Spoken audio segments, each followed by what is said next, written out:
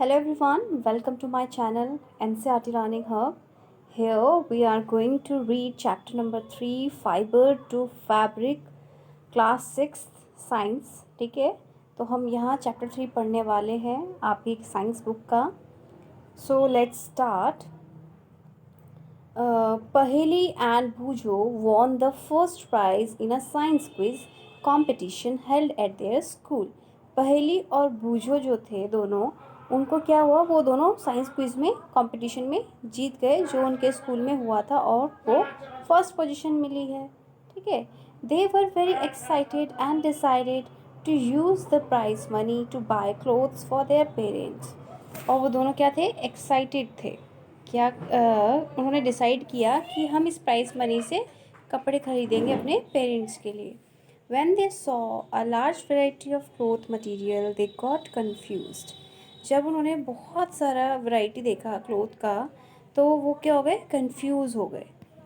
The shopkeeper explained that some clothes or fabrics were cotton and some were synthetic. तो shopkeeper ने उन्हें explain किया कि इनमें जो कपड़े हैं, जो क्लोथ्स हैं, जो फैब्रिक है, वो क्या है, कॉटन है और कुछ क्या है, सिंथेटिक मटेरियल है. He also had woolen mufflers and shawls. उसने ये भी बताया कि उसके पास वुलन मफलर भी हैं, शॉल्स भी हैं. There were many silk sarees as well, और सिल्क साड़ीज़ भी हैं. पहेली एंड बूझू फेल्ट वेरी एक्साइटेड. दोनों बहुत एक्साइटेड फील कर रहे थे. They touched and felt these different fabrics. उन्होंने उन फैब्रिक्स को टच किया और महसूस भी किया जो डिफरेंट फैब्रिक्स उस शॉप में अवेलेबल थे. Finally they bought a woollen muffler and a cotton sari. उन्होंने एक मफलर खरीदा वुलन का और एक कॉटन की साड़ी खरीदी. After their visit to the cloth shop, Paheli and Bujo began to notice various fabrics in their surroundings. They found that bed sheets, blankets, curtains, tablecloths, towels and dusters were made from different kinds of fabric. तो जब दोनों ने कपड़े खरीद लिए तो उन्होंने आसपास की शॉप्स में भी नोटिस किया कि उनके आसपास जो भी कपड़ा क्लोथ अवेलेबल है, जो भी फैब्रिक अवेलेबल है, वो क्या है, डिफरेंट फैब्रिक से बने हुए हैं. लाइक शीट, ब्लैंकेट जो है, पर्दे, आपके कर्टेन्स, ठीक है, ये सब डिफरेंट फैब्रिक से बने हुए हैं. जो कपड़े का मटेरियल होता है वो फैब्रिक कहलाता है. ठीक है. Even their school bags and the gunny bags were made from some kind of fabric. तो उन्होंने देखा कि उनके जो स्कूल बैग है, गनी बैग्स है, वो भी क्या है, फैब्रिक, किसी दूसरे फैब्रिक से बने हुए हैं, किसी एक फैब्रिक से बने हुए हैं. They try to identify these fabrics as cotton, wool और सिल्क और सिंथेटिक. तो उन्होंने कोशिश किया आइडेंटिफाई करने की ये किस फैब्रिक से बने हुए हैं, कि कॉटन से बना है, वूल से बना है, या सिंथेटिक से, या सिल्क से. Can you also identify some fabrics. क्या आप कुछ फैब्रिक्स को आइडेंटिफाई कर सकते हो, देख कर उसे महसूस, उसे टच करके बता सकते हो कि किस फैब्रिक का बना हुआ है.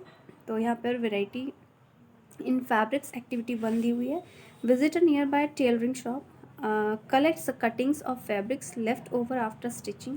आपको क्या करना है, टेलर की शॉप पे जाना है और वहाँ से कुछ कटिंग्स लानी है. जैसे कपड़ा, जब कोई क्लोथ बनता है, कपड़ा बनता है, तो वहाँ पे कुछ कपड़े बच जाते हैं टेलर के पास आफ्टर स्टिचिंग. तो आपको डिफरेंट फैब्रिक का वहाँ से कलेक्ट करके लाना है कपड़ा.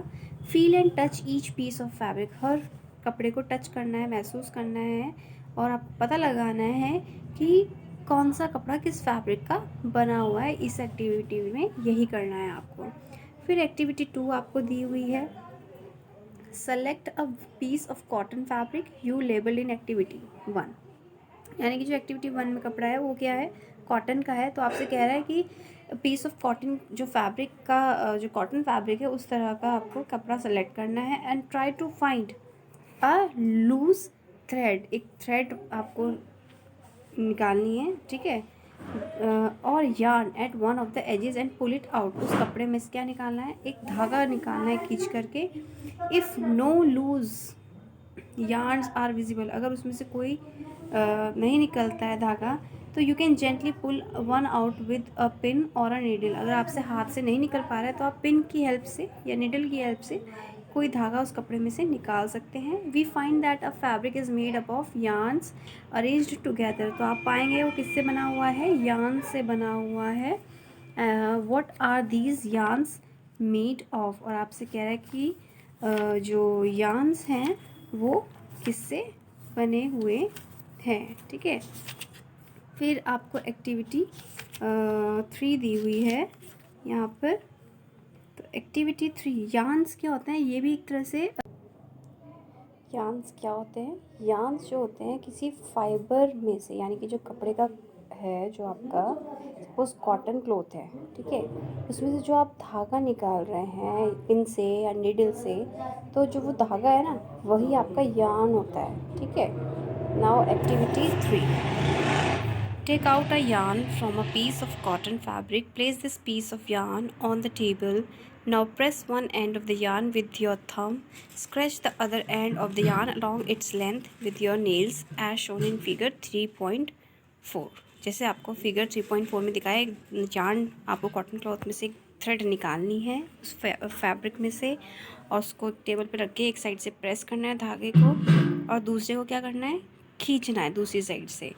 तो do you find that at this and the yarn splits up into thin strand. तो आप देखेंगे दूसरी साइड जहाँ से आप खींच रहे थे वो और क्या हो जाएगा, उसमें से और धागे निकल कर आएंगे आपके सामने, ठीक है। देखो फिगर 3.5 में आपको शो भी किया है। फिर आप ऊपर देखेंगे, You might have observed something similar when you try to thread a needle. और आप ऑब्जर्व भी करते होंगे जब आप धागे को निडल में डालते हो, many a time the end of the thread is separated. कई बार क्या होता है जब आप धागे को सुई में डाल रहे होते हैं तो जो धागे का मुंह होता है वो जब आप सुई में डाल रहे होते हैं तो वो और स्प्रेड हो जाता है, उसमें से और धागे निकल के आ जाते हैं, है ना।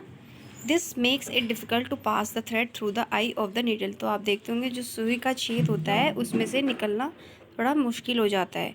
The thin strands of the thread that we see are made up of still thinner strands called fibre. और वही क्या होते हैं, वही आपके फाइबर कहलाते हैं, ठीक है ना। Fabrics are made up of yarns and yarns are further made up of fibres. Fabric किससे बना है, यार्न से, और यार्न किससे बना है, फाइबर से। Where do this fibre come from, और ये फाइबर कहाँ से आता है।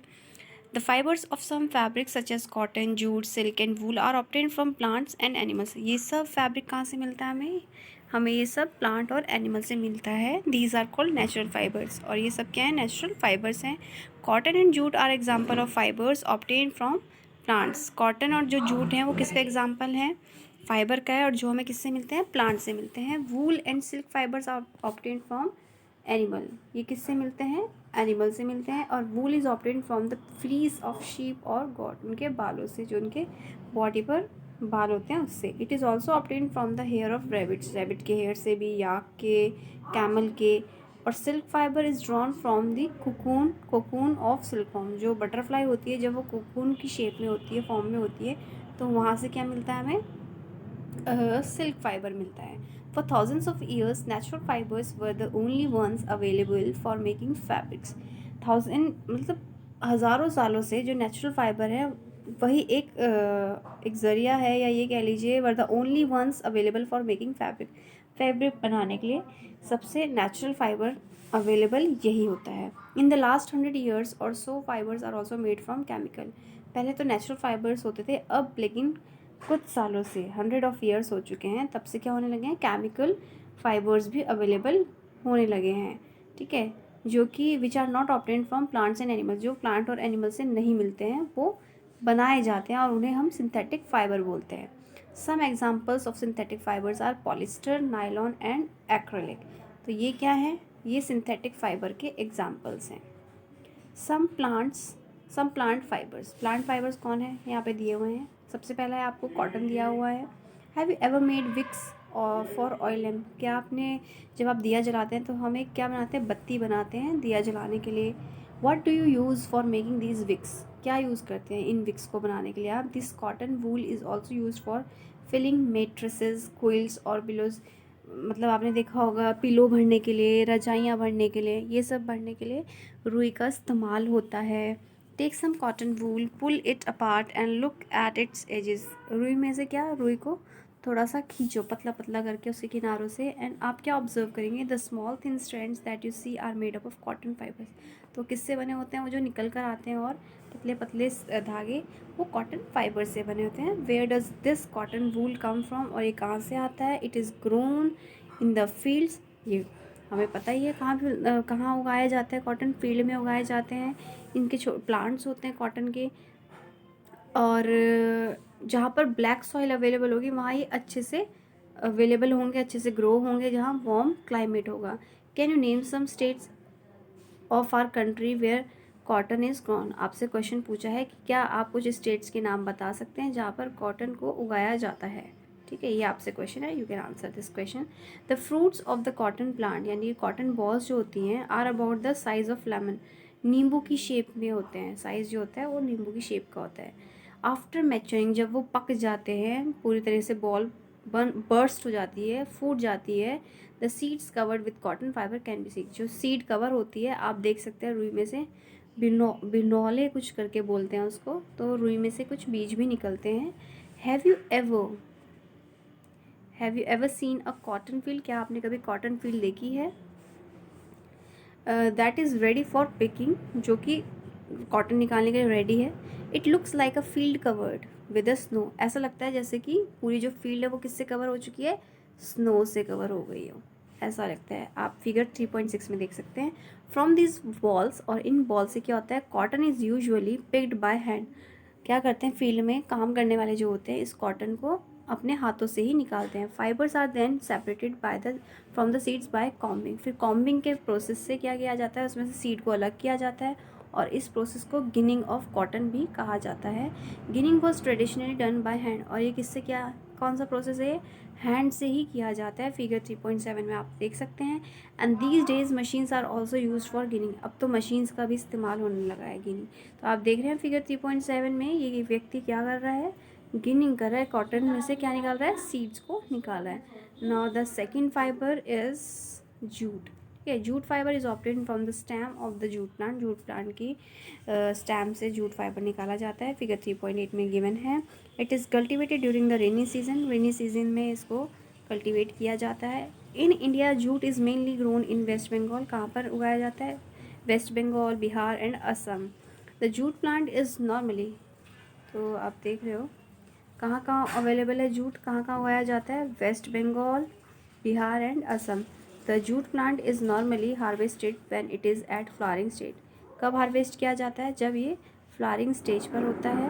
The stems of the harvested plants are immersed in water for a few days. और कुछ दिनों के लिए इसको क्या कर दिया जाता है?